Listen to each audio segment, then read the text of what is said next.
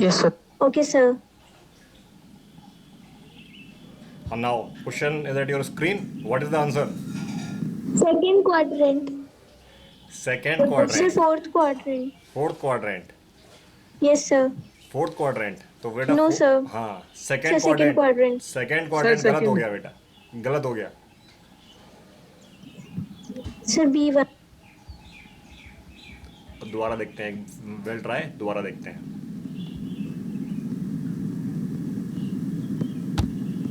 Your time to start now. Fourth quadrant. Sir, fourth Sir, quadrant. second. Fourth quadrant. अभी भी किसी ने second बोला.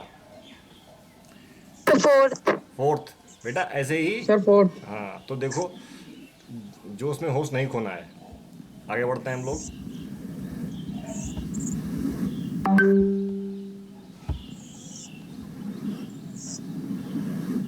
विच quadrant?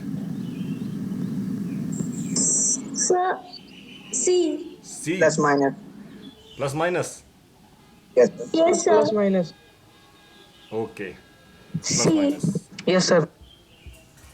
Very good. Plus minus, sir.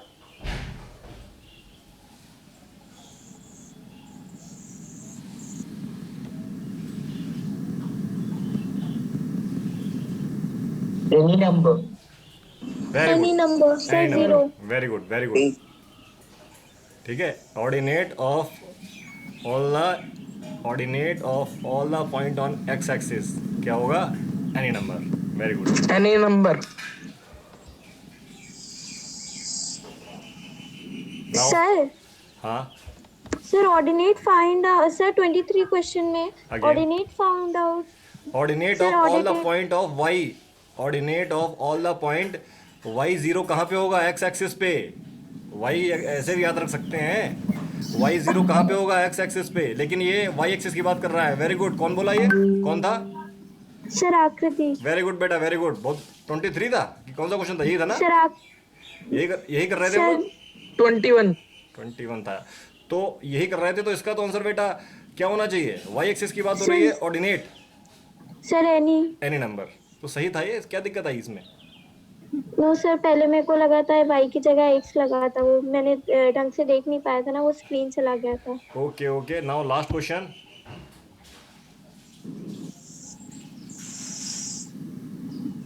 हाँ.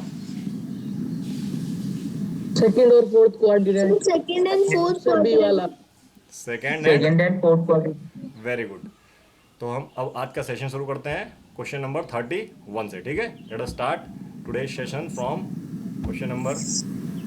तो you can see question. B option. Sir B. The point was sir ordinate. 4. हाँ. The point was ordinate is 4 and which lies on Y axis. Sir, B. B. B option. Very good. तो इसका answer क्या हो गया? B. Answer हो गया इसका B. B. ठीक है. Next.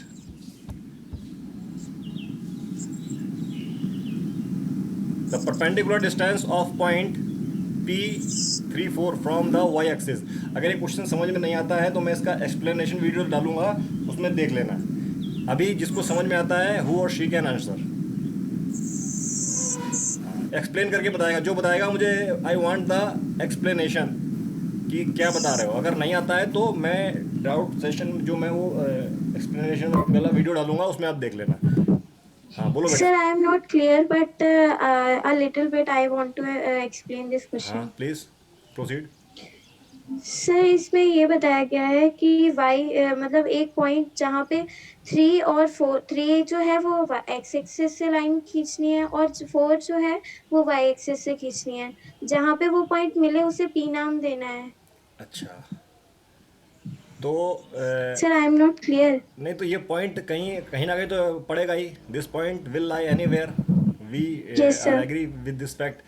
But I want to know इसका परपेंडिकुलर डिस्टेंस एक्स एक्सिस से और वाई एक्सिस से क्या होगा. पॉइंट तो पड़ेगा. मतलब we have studied this thing in coordinate geometry.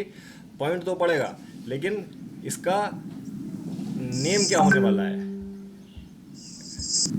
What is the name of. हाँ नेम क्या होने वाला है? सोचो, अगर 3,2 एक पॉइंट है, 3,4 एक पॉइंट है, 3,4 एक पॉइंट है, ये कोऑर्डिनेट में कहीं हमने प्लॉट कर दिया। प्लॉट सभी कर लेंगे ना, सही प्लॉट कर लेंगे। Yes sir. अगर अब हाँ, अब ठीक प्लॉट कर लेंगे। ये आप प्लॉट करना, तो इसका एक्स एक्सिस पे कितना डिस्टेंस होगा? 3 यूनिट। एक्स एक्सिस पे कितना डिस्टेंस होगा? 3 यूनिट। सर 3 तो यूनिट्स। 3 से आप परपेंडिकुलर सर वाई खींचोगे। एक्सिस पे बताना है। हाँ सुनो तो, पूरा मेरा कॉन्सेप्ट समझो। Yes sir. 3 एक्सिस, 3 मतलब एक्स एक्सिस पे हम लोग 3 यूनिट्स लेंगे, ठीक है, एग्री। Okay sir. और वाई एक्सिस पे 4 सर यूनिट्स। 4 यूनिट्स। तरीका तो यही बताया है, आई हैव टोल्ड यू कि 3 से एक परपेंडिकुलर खींचनी है और 4 से एक परपेंडिकुलर खींचनी है, यही बताया है ना। Yes sir. तरीका यही बताया है कि 3 से एक परपेंडिकुलर खींचनी है और 4 से एक परपेंडिकुलर खींचनी है। ये परपेंडिकुलर कहाँ मिलेंगे? The point of P. Point P पे मिलेंगे। सब एग्री कर रहे हैं? Yes sir. अब आप जब मेजर करोगे पॉइंट को देखना, जो पॉइंट पी है, एक्स एक्सिस से 4 यूनिट लाई कर रहा होगा और वाई एक्सिस से 3 यूनिट लाई कर रहा होगा। जब इस पॉइंट को आप मेजर करेंगे, आप इसको ड्राइंग करके देखो तो थोड़ा समझ में आएगा। मतलब जो किसी पॉइंट का एक्सिस, वाई एक्सिस से डिस्टेंस क्या होता है? वाई एक्सिस से डिस्टेंस होता है एक्स कोऑर्डिनेट, और एक्स एक्सिस से डिस्टेंस क्या होता है? Y coordinate. भाई सर द अगर आंसर इज 3। Answer is 3। आप इसको प्लॉट करके देखना, ठीक है। First you plot this question, first you plot then you answer, ठीक है। नहीं समझ में आया तो आप मैंने जो एक्सप्लेनेशन वीडियो डाला है उसको देखना, एग्री। Okay sir. सभी करके देखेंगे। यस और सर। नहीं आता है दोबारा पूछना। अच्छा ठीक है। Now different coordinate. Same quadrant. कोई परमिशन मांग रहा है? different quadrant। coordinates। अच्छा ठीक है, वेरी गुड, ऑप्शन बी, ठीक है, option B is right, lock कर देते हैं। आगे बढ़ते हैं। 34 now this is the question before you. Sir both A and B. Both A and B दोनों लगा दिए इन्होंने तो। Yes sir. सही है। Yes sir. हाँ तो अब सर ऑप्शन डी। अब दिमाग काम करने लगा है आप लोगों का, बहुत बढ़िया, very good very good. Thank you sir. Now 35, थोड़ा टिपिकल क्वेश्चन है।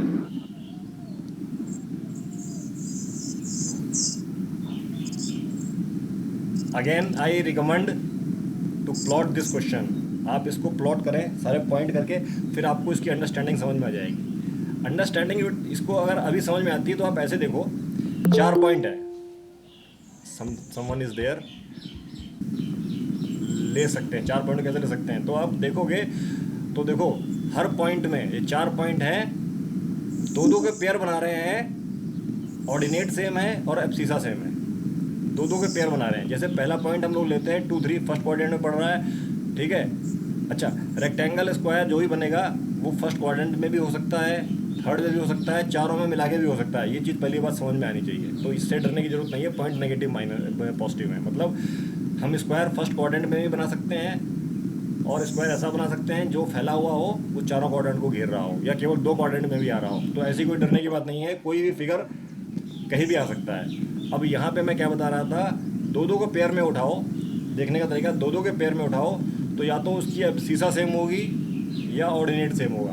2 के पेयर में उठाओ, या तो एब्सिसा सेम होगी या ऑर्डिनेट सेम होगा। जैसे पहला पॉइंट लेते हैं 2 3, दूसरा पॉइंट -2 3। पहले 2 पॉइंट को अगर हम नाम दे दें ए बी, तो ए बी में क्या सेम है? सर 3। ऑर्डिनेट सेम है, ऑर्डिनेट सेम है। सेम का मतलब कौन बताएगा मुझे? सेम का मतलब कौन बताएगा? सेम का मतलब कौन बताएगा? सर एक जैसा। नहीं, मतलब यहाँ पे क्या हो रहा है भाई? ऑर्डिनेट पॉइंट तो देखो, ए और बी 2 डिफरेंट पॉइंट है, ठीक है। Yes sir. तो मैं ये तो कोई क्वाइट क्लियर, लेकिन इसका ऑर्डिनेट सेम है, दोनों का ऑर्डिनेट 3 है।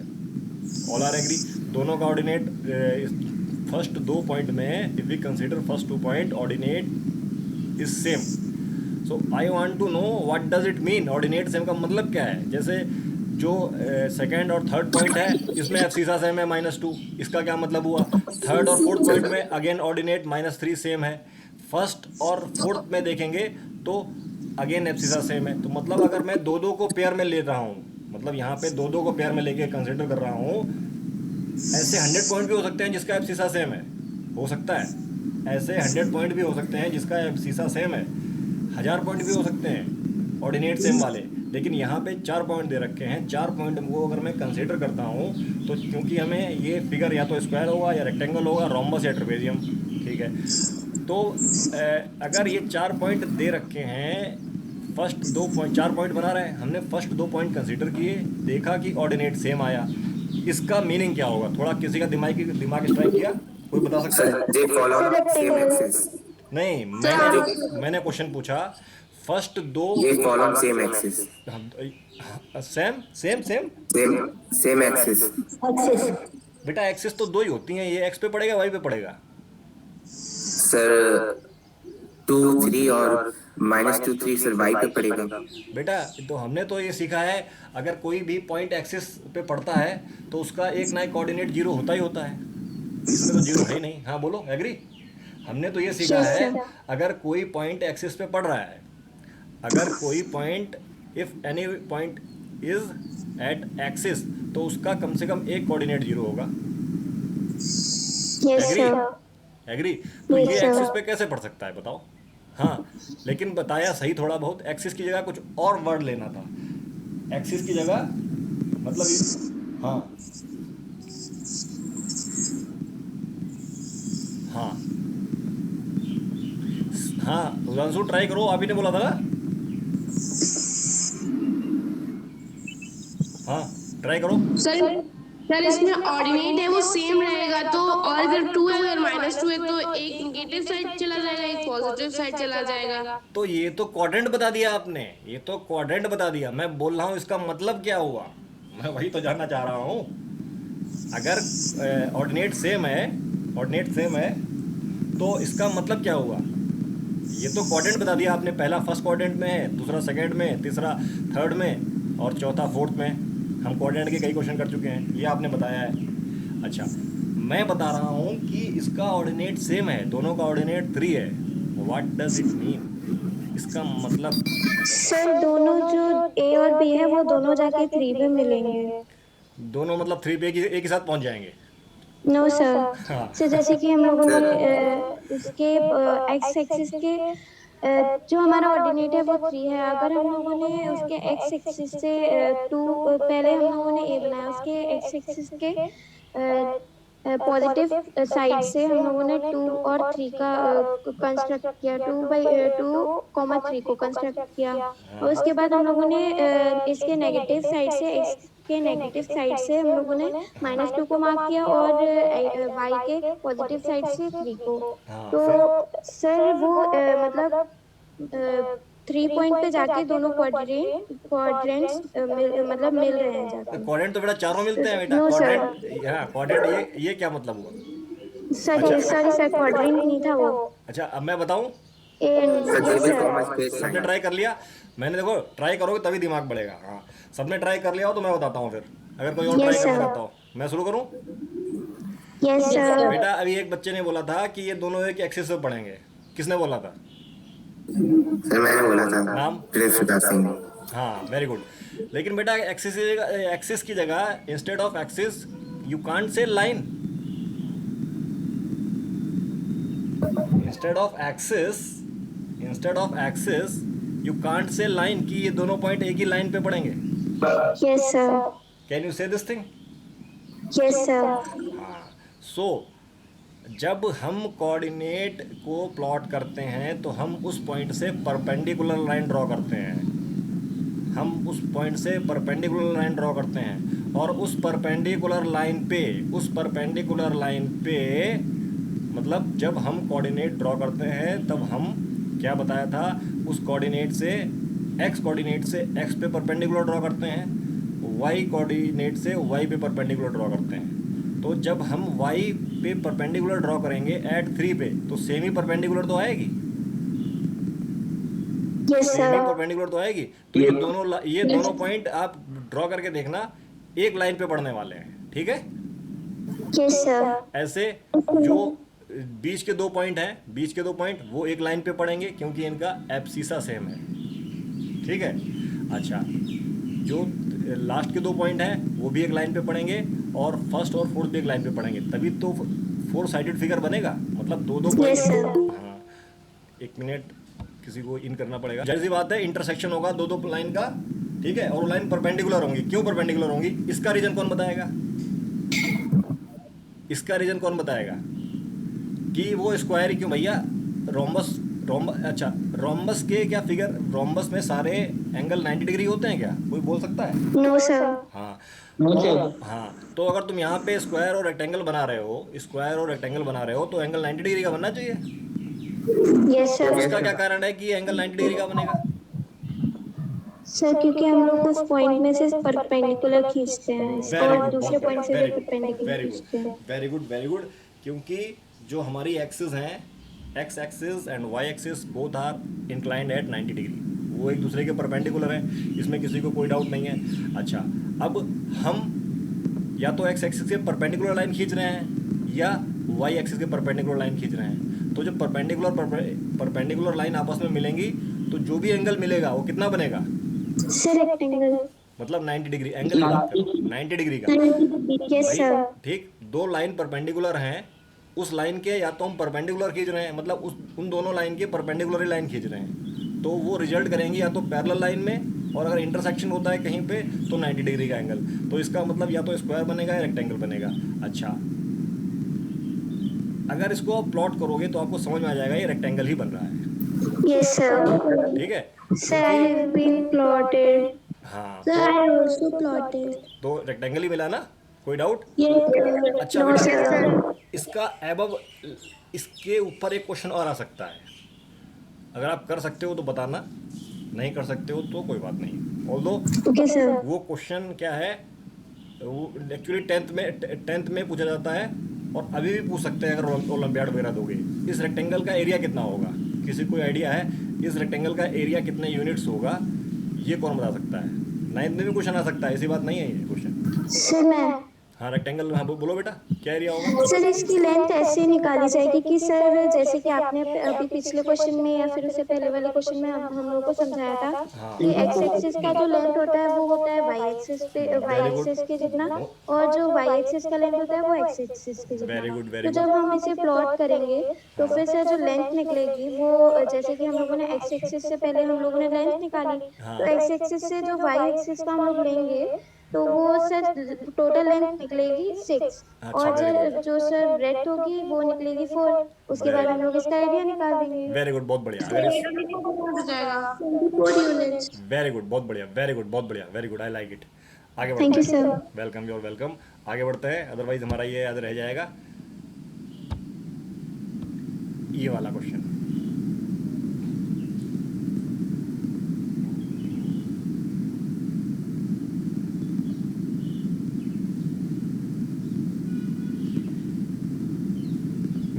Who can answer? Sir both B and C. Both B and C। अच्छा, मतलब अगर एक्स कोऑर्डिनेट नेगेटिव है तो बोथ बी एंड सी होगा। हाँ, वेरी गुड, यही सही है, क्योंकि जो क्वाड्रेंट सेकंड और थर्ड होते हैं, सेकंड एंड थर्ड होते हैं, उनमें एक्स क्या होता है, नेगेटिव हो सकता है, सेकंड एंड थर्ड में हो सकता है, और वो सेम क्वाड्रेंट में भी हो सकता है, हैं? अब अगर यहाँ पे हमको सेम क्वाड्रेंट ना दिया होता, डिफरेंट क्वाड्रेंट दिया होता, तो हम उसको ही मार्क कर सकते थे, यस सर। तो हमको क्वेश्चन को चैलेंज नहीं करना है। क्वेश्चन गलत हो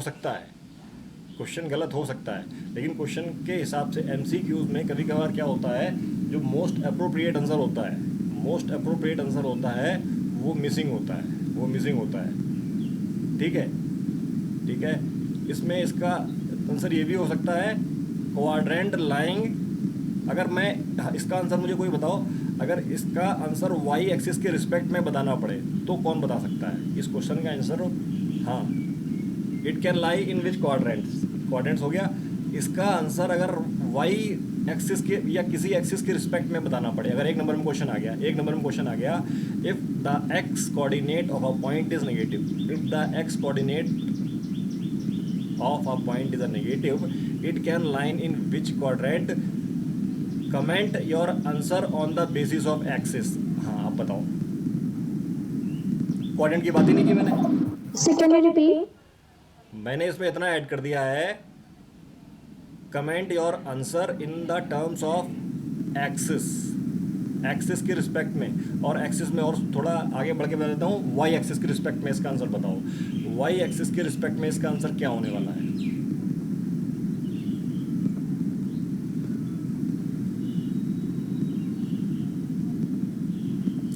हाँ, nobody? Can you repeat the question? ये क्वेश्चन है, इसमें मैंने इतना ऐड कर दिया है कि अपना आंसर एक्सिस के रिस्पेक्ट में बताइए, अपना आंसर एक्सिस के रिस्पेक्ट में बताइए। थोड़ा टफ लॉजिकल बना दिया है। हाँ बोलो। Sir 4 and 2 coordinate and quadrant का तो नाम ही नहीं लेना यार। Then point lies left of the Y axis. बोलो, मैं गलत बोल रहा हूँ क्या? Sir, you are right. हैं? You are right. दिमाग The क्यों नहीं negative लगाते y- हो? दिमाग क्यों नहीं लगाते हो? अच्छा, और कुछ कर सकते हो? अगर किसी का एक्स कोऑर्डिनेट नेगेटिव है और क्या एक्सिस के रिस्पेक्ट में हो सकता है? It lies on the left of Y Y axis. axis. कुछ और भी हो सकता है क्या? Sir, negative side of the y axis. तो नहीं, वो तो हो गया बेटा। नहीं, लेफ्ट नेगेटिव नहीं बेटा, नेगेटिव नहीं। नेगेटिव तो पॉजिटिव भी पड़ेगा, नेगेटिव भी पड़ेगा। तो मैंने पूरी वाई एक्सिस को ले लिया, left of the X axis हो गया, left of the X axis. ये समझो आप, left of the X axis, sorry left of the Y axis. और क्या हो सकता है? नेगेटिव है तो और क्या हो सकता है?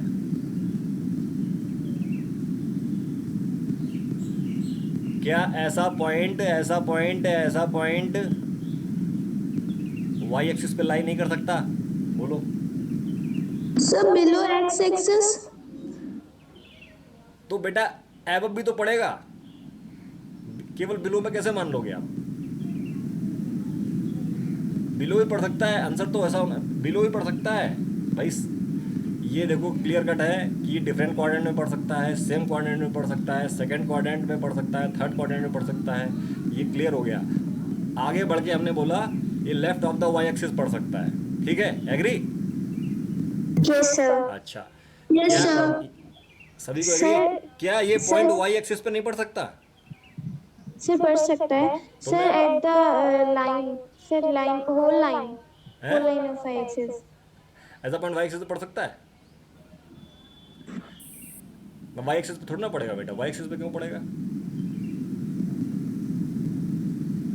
नहीं पड़ेगा वाई एक्सिस पे। कौन से एक्सिस पे पढ़ सकता है? लेफ्ट में तो एक्स एक्सिस ही होती है, negative of the X axis पे भी पढ़ सकता है। बोलो, नहीं पढ़ सकता? Sir, पढ़ सकता है. हाँ, तो ये चीज़ सोचो, वाई एक्सिस पे नहीं पड़ेगा।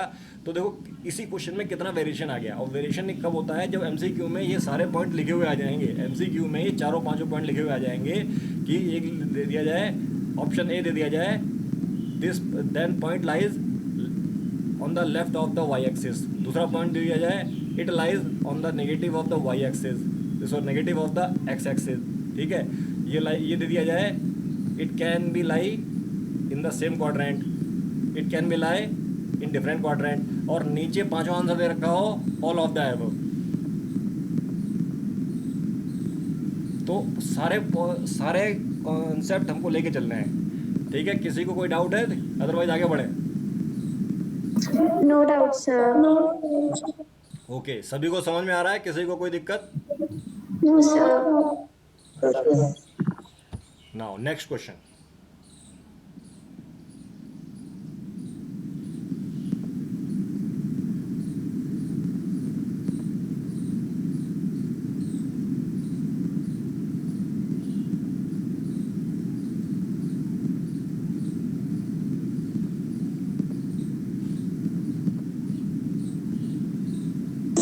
Sir, option B, second and third quadrant. Sir, A and B.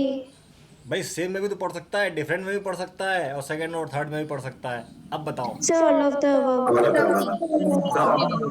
Most appropriate answer क्या होगा, है? अच्छा, Sir, all of लेकिन the हाँ, तो ये चीज़ है, ये समझो आप, सेम में भी पढ़ सकता है, डिफरेंट में भी पढ़ सकता है। तो ये क्वेश्चन इतना डिस्कस करने के बाद भी हमने अगला क्वेश्चन गलत कर दिया। हमको अपने हिसाब से नहीं जाना है, हमको क्वेश्चन के हिसाब से जाना है, ठीक है? We need to go according to the question. Now this question,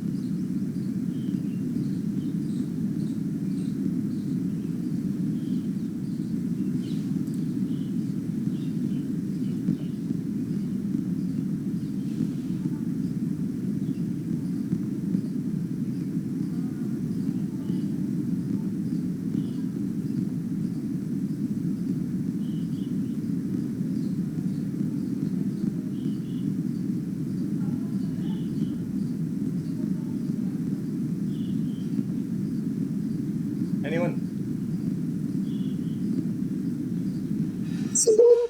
sir both B and C. B sir option B and C. अच्छा, आई होप आपको इक्विलेटरल ट्रायंगल के बारे में पता होगा, हैं?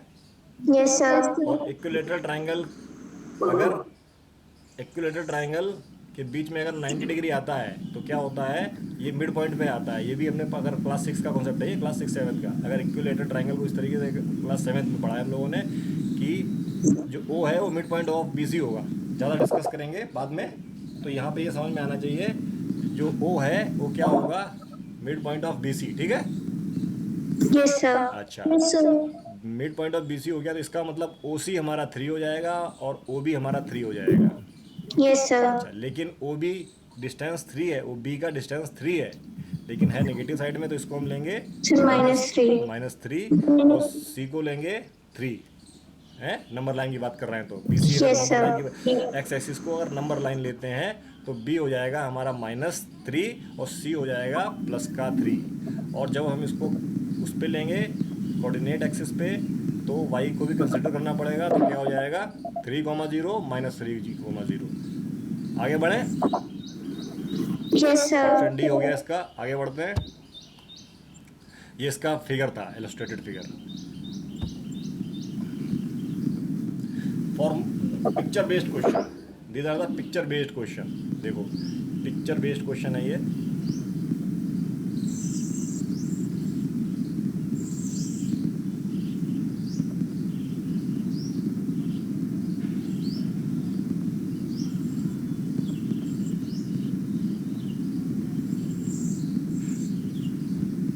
सी। सी, इसका आंसर क्या होने वाला है? तो सी। सी, सर सी। -2, हाँ वेरी गुड, -2। इस तरीके के क्वेश्चन भी आ सकते हैं, इस तरीके के क्वेश्चन भी आ सकते हैं। क्या है, हमारे जो अभी बेटा आप क्लास 9th में आ गए हो, तो 9th का पेपर 10th के पैटर्न पे ही आता है। 9th का पेपर 10th के पैटर्न पे ही आता है। मिनट, कोई आया है, ऐड करते हैं, गए हैं। Case study question, case study question में क्या होता है, एक प्रॉब्लम क्रिएट की जाती है, उसको एक्सप्लेन किया जाता है, on the basis of that problem आपको क्वेश्चंस दिए जाते हैं। On the basis of that problem आपको क्वेश्चंस करने के लिए दिए जाते हैं। तो ये कोऑर्डिनेट ज्योमेट्री है जैसे, तो कोऑर्डिनेट ज्योमेट्री को कन्वर्ट कर दिया जाएगा, उसको बोल दिया जाएगा ये सिटी का प्लॉट है, उसको बोल दिया जाएगा ये खेत है, उसको बोल दिया जाएगा ये क्रिकेट ग्राउंड है। मैं आपको बता रहा हूँ, इस तरीके से कन्वर्ट किया जा रहा है। फिर मैं आपको कभी केस स्टडी क्वेश्चन भी कराऊंगा, क्योंकि अभी क्या है आपको समझ में आना चाहिए। तो मैंने ये पहला आपको डायग्राम बेस्ड क्वेश्चन दिया है कि डायग्राम दे दिया और उस पर ये ऑप्शन दे दिए। तो केस स्टडी क्वेश्चन में क्या होता है, केस स्टडी क्वेश्चन में आपको 4 क्वेश्चन मिलेंगे पूरे पेपर में। 80 नंबर के पेपर में आपको 4 क्वेश्चन मिलेंगे। हर 4 क्वेश्चन में क्या होगा, 5 ऑप्शन होंगे, जिसमें से आपको 4 सिलेक्ट करने पड़ेंगे, ठीक है? तो आगे बढ़ते हैं, ये उसी बेस पे क्वेश्चन है। अब देखो, इसी डायग्राम के बेस पे दूसरा क्वेश्चन, देखो इसी डायग्राम पे दूसरा क्वेश्चन। तो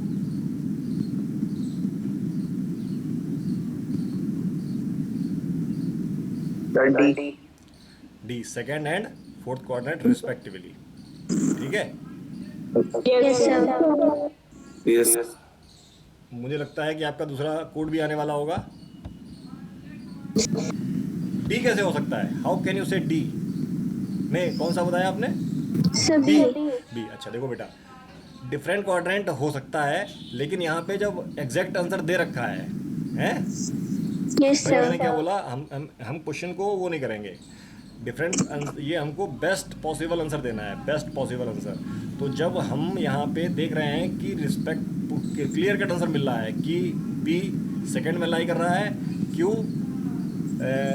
फोर्थ पे लाई कर रहा है, तो क्लियर कट लिखा हुआ है। हाँ अगर ये आंसर नहीं होता तो हम डिफरेंट क्वाड्रेंट भी लगाते हैं। हाँ अगर यहीं पे हमारा ये ऑप्शन हो जाता कि B and both B and D, क्या आंसर हो जाता बोथ बी एंड डी, तो हमको वो चूज करना पड़ता। ठीक है, यस सर तो इस वीडियो में इतना ही, फिर देखते हैं मतलब इस क्लास में इतना ही। ठीक है, so this is the finish of this class and I hope you all have done well, and you have enjoyed the session the way we have conducted this class. We have done today 10 MCQs and the session has to be proved very interactive, very fruitful to you in coming exams, because although we have done only 10 questions, लेकिन concept हमने कई सीखे हैं यहाँ पे। So with this I finish this video here only. Bye bye.